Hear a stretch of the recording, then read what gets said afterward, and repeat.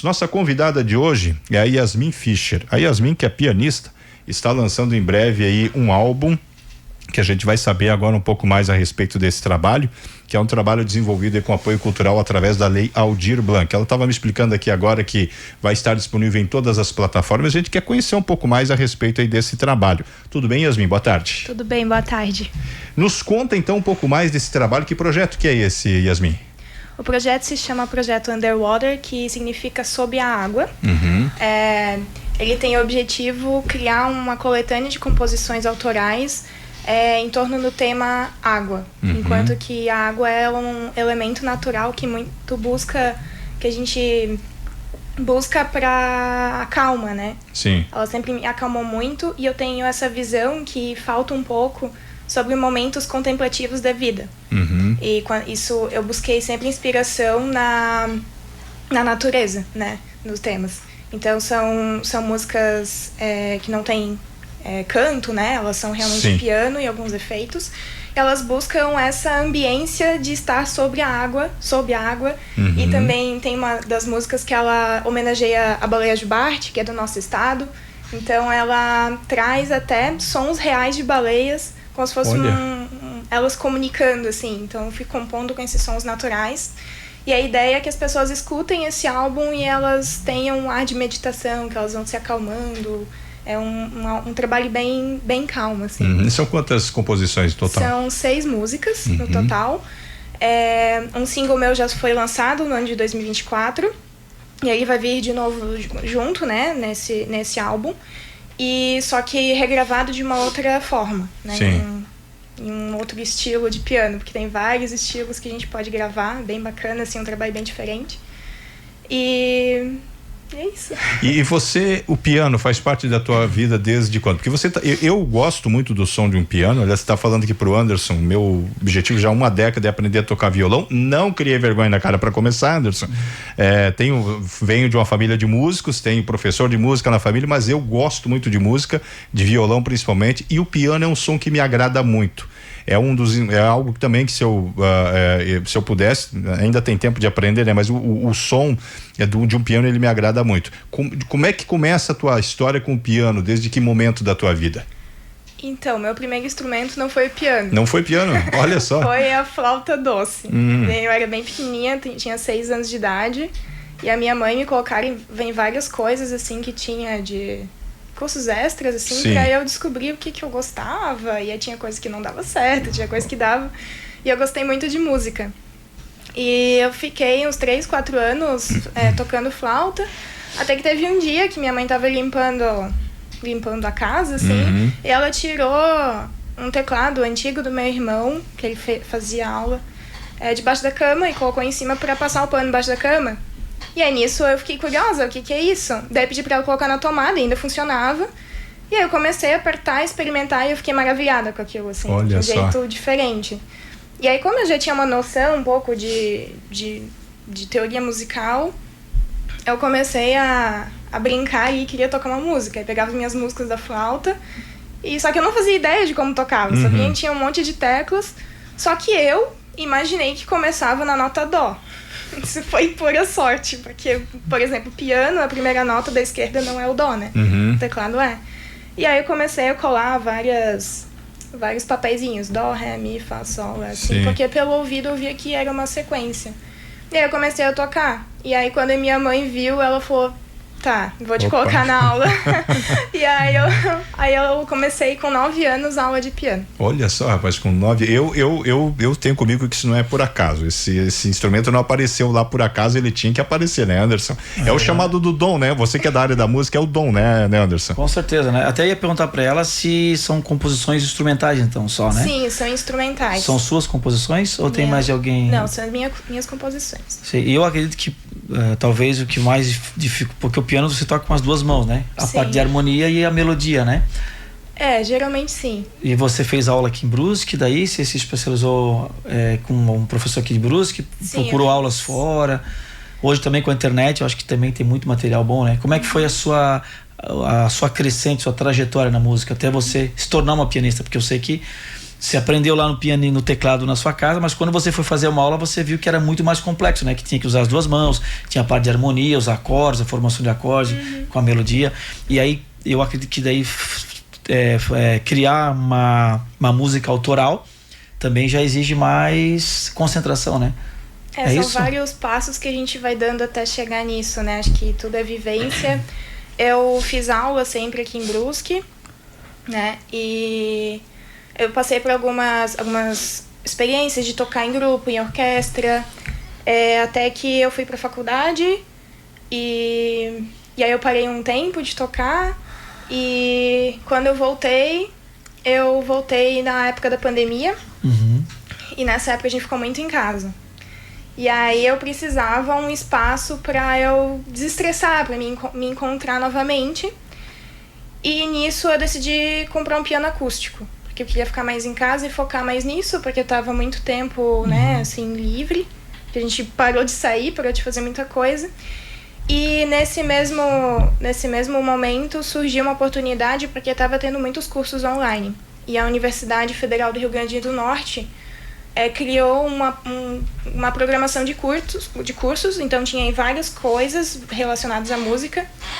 E eu me inscrevi em 2 deles. Um deles foi a de piano mesmo, e a outra que foi com um professor, que é um pianista muito bom aqui do Brasil, que é o Turi Colura. E o outro foi de harmonia e improvisação.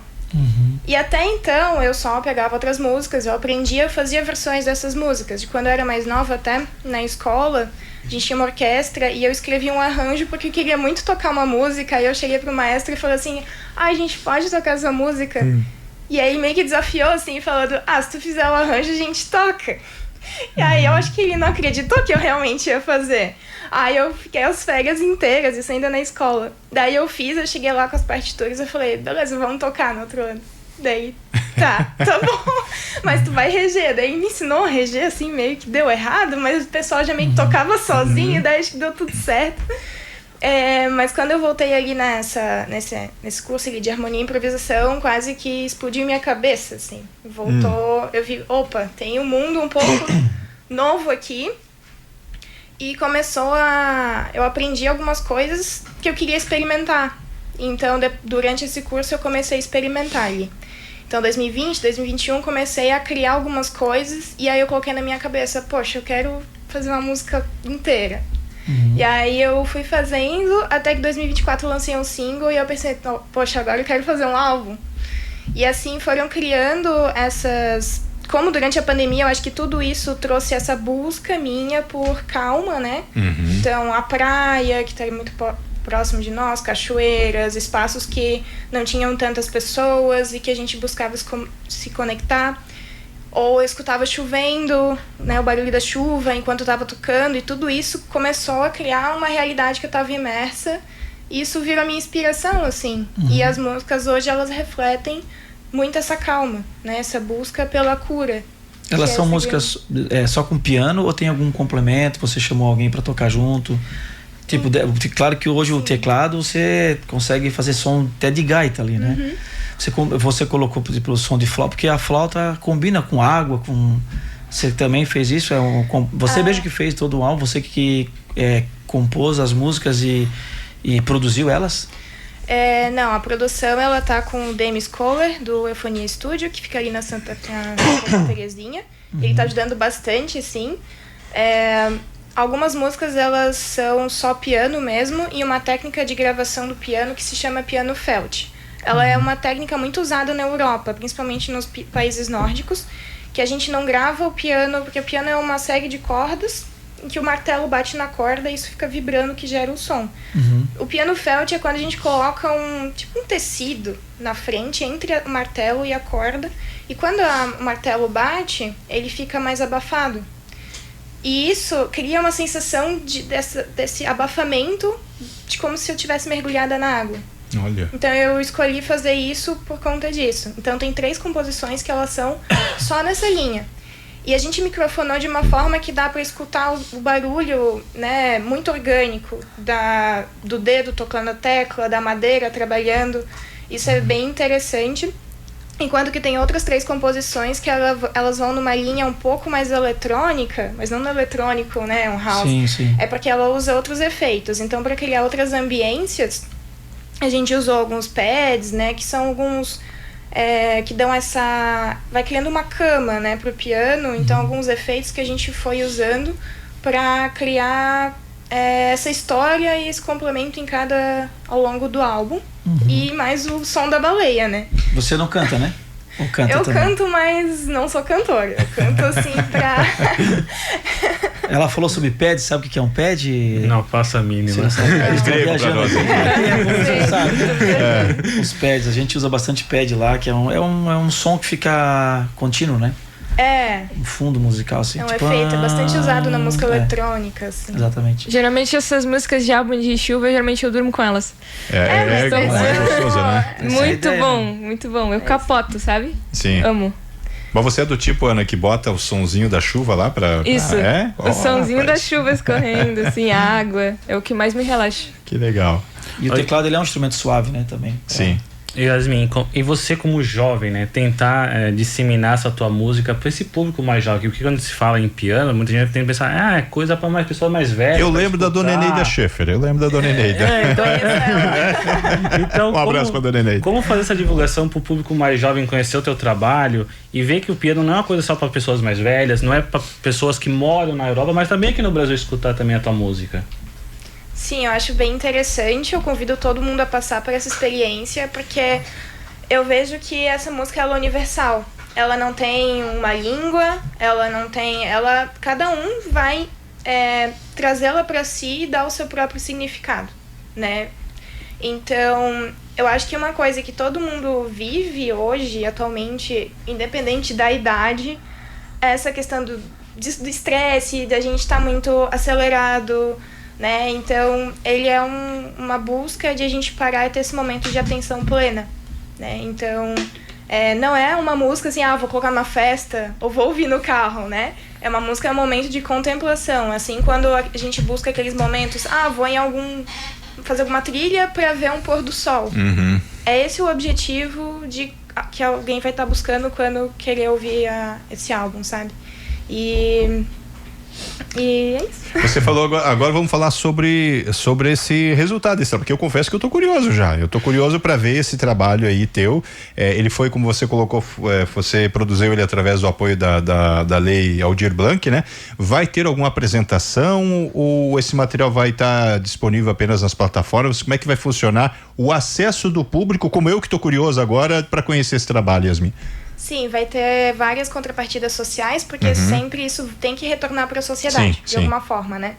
Então, vai ter 2 apresentações ao vivo, gratuitas, que vai ser no Eufonia Studio mesmo. Vão ser algumas sessões intimistas, porque é a proposta do álbum, um espaço um pouco menor também.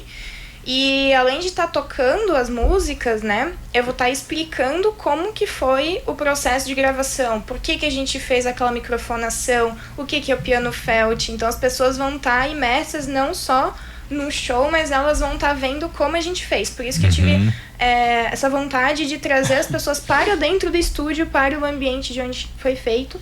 Essas audições vão ser no dia 4 e 5 de dezembro, às 19 horas. Então fica o convite.